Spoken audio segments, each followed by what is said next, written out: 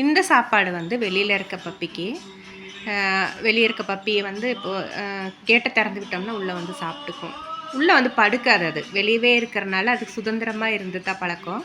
சாப்பிட்ற நேரத்துக்கு வந்து சாப்பிட்டுட்டு போயிடும். காலையில் ஒரு டைம், சாயந்தரம் ஒரு டைம். இடையில எங்களோட வண்டியெல்லாம் வந்துச்சுன்னா எங்கே இருந்தாலும் ஓடி வந்துடும்.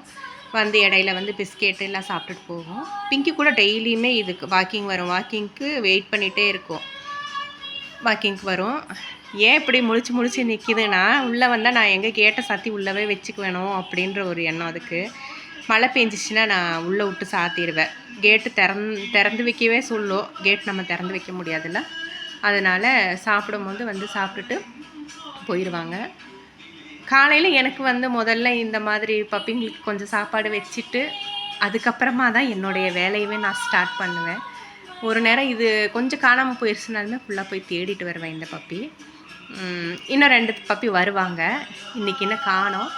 இவங்க ஆனால் இவங்க தானே இந்த பப்பி தான் வந்து எப்போவுமே ரெகுலராக கிட்டத்தட்ட என் கூட ஒரு 2 வருஷமாக இருக்குது. நாங்கள் இதை கூட்டிகிட்டு போய் கருத்தடை பண்ணி கொண்டு வந்து விட்டுருக்கோம் இங்கே.